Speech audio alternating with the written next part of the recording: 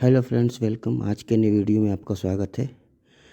आज के दिन मैं आपको करंट अफेयर्स के कुछ बेसिक फंडामेंटल रूल्स को बताने की कोशिश करता हूँ।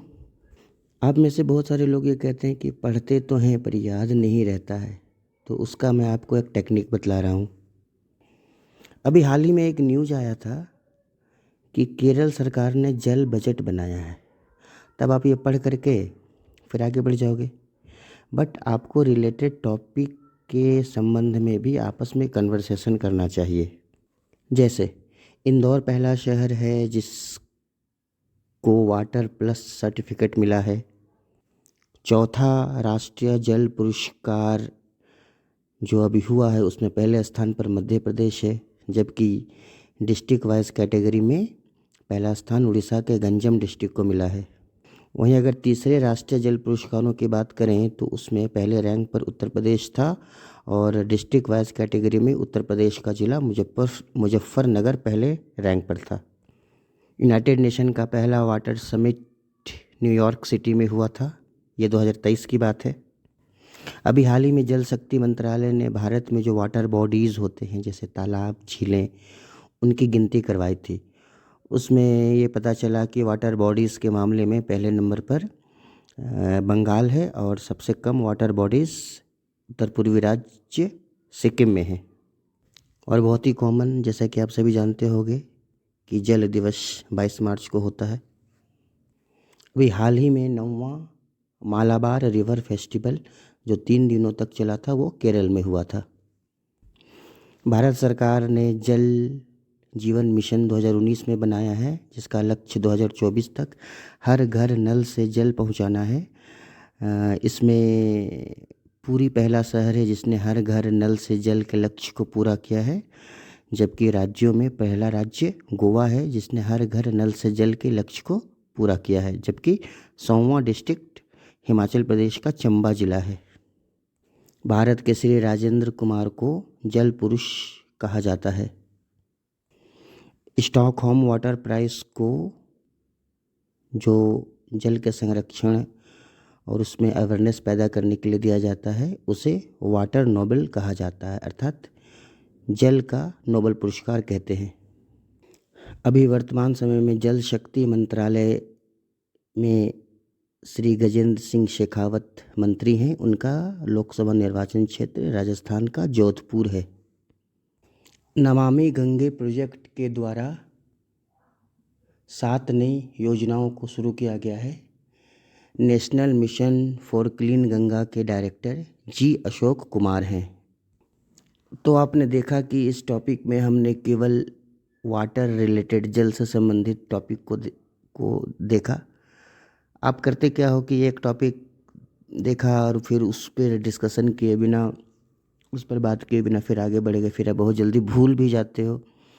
सो अब आपने इस वीडियो में भी सुना वीडियो या ऑडियो जो भी कहिए, आपने जिसमें सुना तो इसमें लास्ट 3-4 पिछले 4-5 महीनों का जो महत्वपूर्ण जल से संबंधित टॉपिक था वो एक साथ किया। तो ऐसे ही आपको थोड़ा थोड़ा करके पढ़ना चाहिए। एक दूसरा तरीका मैं बतला रहा हूँ। जैसे एक और न्यूज़ है। अभी हाल ही में हरियाणा सरकार ने प्राणवायु पेंशन देवता नाम का स्कीम शुरू किया है। वैसे वृक्ष जिनकी उम्र 75 वर्ष या उससे ज़्यादा है उनकी देखभाल करने पर हरियाणा सरकार प्रतिवर्ष 2500 रुपये का पेंशन देगी। अब ये पर्यावरण से संबंधित है, वृक्षों से संबंधित है, तो किसी न किसी रूप में तो आपको एग्जामिनेशन में क्वेश्चन मिलना ही मिलना है। तो अब आप ट्राई करो कि जंगल से संबंधित, वन से संबंधित जो हाल फिलहाल की घटनाएं हुई हैं, राज्य सरकारों की योजनाएं हैं, भारत सरकार की योजनाएं हैं, या वर्ल्ड बैंक का कोई रिपोर्ट है, तो उसको लेकर के आपस में डिस्कशन करो या फिर उसको सर्च करो। तो इससे आपको बहुत अच्छी तरीके से आपके मेमोरी में रहेगा। और ज़्यादा अगर कुछ पॉसिबल हो सके तो राइटिंग भी करो थोड़ा बहुत। एसएससी के स्टैटिक जीके में जो एक नया परिवर्तन एग्ज़ामिनेशन में देखा गया है वो फोक पेंटिंग, लोक चित्रकला से संबंधित भी कुछ प्रश्न आने लगे हैं। इसका जो सिलेबस है वो काफ़ी बिखरा हुआ है, लेकिन आप इसको आसानी से कलेक्ट करके एक छोटा सा नोट्स बना सकते हैं और आपस में अपने ग्रुप में डिस्कशन करके टॉपिक को बड़े आसानी से पढ़ करके याद भी रख सकते हैं और एग्ज़ामिनेशन में अच्छा परफॉर्मेंस भी कर सकते हैं।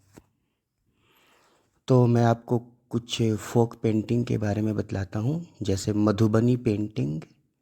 ये बिहार की लोक चित्रकला है और जीतावरपुर गांव इस पेंटिंग का मुख्य केंद्र है।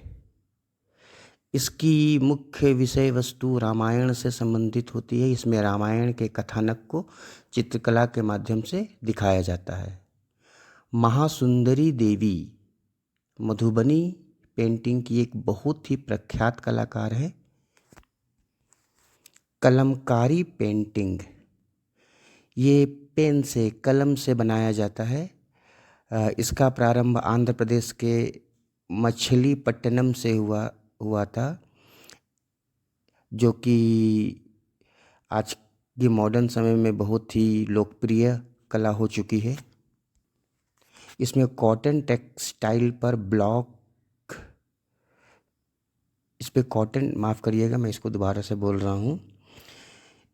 ये ब्लॉक पेंटेड कॉटन टेक्सटाइल पर किया जाता है।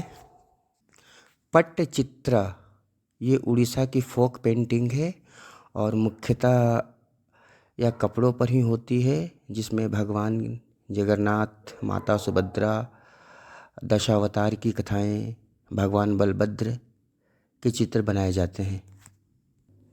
वारली पेंटिंग, वारली चित्रकला महाराष्ट्र का एक बहुत ही पॉपुलर लोक चित्रकला है। अब ये महाराष्ट्र राज्य की सीमाओं से बाहर निकल कर लगभग पूरे भारत में प्रचलित हो चुकी है।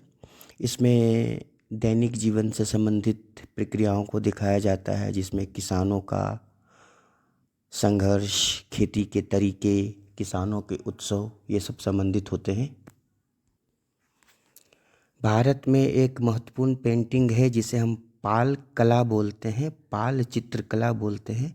8वीं शताब्दी में इस चित्रकला का विकास बंगाल में हुआ, जिस समय बंगाल में पाल राजवंश था। यह चित्र ताड़ के पत्तों पर बनाया जाता था। Nalanda, Somapuram, Odantapuri, Vikramashila, Sri Lanka, Nepal, Myanmar, Tibet, south east Asia में ये पाल पेंटिंग आज भी बहुत ही ज़्यादा पॉपुलर है। पढ़ पेंटिंग, इसे हम इंग्लिश में कुछ इस तरह से स्पेल कर सकते हैं, PHAD, पढ़ पेंटिंग। यह राजस्थान की एक चित्रकला है जो बहुत लंबे कपड़े पर चित्रकारी की जाती है। श्रीलाल जोशी इस पढ़ चित्रकला के एक बड़े कलाकार माने जाते हैं। गोंड पेंटिंग मध्य प्रदेश की एक लोकप्रिय चित्रकला है। अभी हाल ही में गोंड पेंटिंग को GI टैग भी मिला है। श्री जगन्नाथ सिंह श्याम इस गोंड पेंटिंग के प्रमुख कलाकार हैं। सौरा चित्रकला, यह चित्रकला उड़ीसा में बहुत ज़्यादा पॉपुलर है। यह उड़ीसा की एक प्रसिद्ध लोक कला है। बसहोली पेंटिंग मुख्यतः हिमालयन राज्यों में की जाती है। जम्मू कश्मीर इसका मुख्य केंद्र है। अभी हाल ही के दिनों में बसहोली पेंटिंग को GI टैग भी मिला है। हम और आप सभी लोग रंगोली के बारे में तो जानते ही होंगे, जो कि फर्श पर पेंटिंग होता है और महत्वपूर्ण त्योहारों पर रंगोली बनाना भारतीय संस्कृति की एक बहुत ही प्राचीन परंपरा रही है और आज भी गांव देहातों में, शहरों में इसे देखा जाता है। एग्ज़ामिनेशन में होता क्या है ना कि विभिन्न राज्यों में रंगोली से संबंधित जो अलग अलग नाम हैं वो पूछ दिया जाता है। जैसे उत्तर प्रदेश में इसे चकवा कहा जाता है। उत्तराखंड में रंगोली को ऐपन कहते हैं। इसका मैं आपको अंग्रेजी में स्पेल कर दे रहा हूँ, AIPAN, ऐपन। तमिलनाडु में रंगोली को कोयलम कहा जाता है।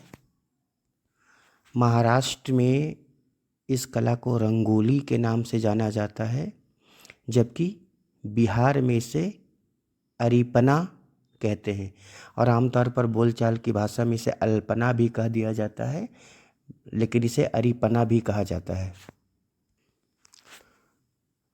तो सिलेबस जैसे चेंज हुआ है उसी तरीके से पढ़िए। वीडियो जो आपको जा रहा है, आपके पास समय है तो सुन सकते हैं, और कोशिश ये करिए कि अगर आप इसे सुन रहे हैं तो थोड़ा सा राइटिंग भी करिए। राइटिंग से आप सब्जेक्ट आपकी मेमोरी में रहता है।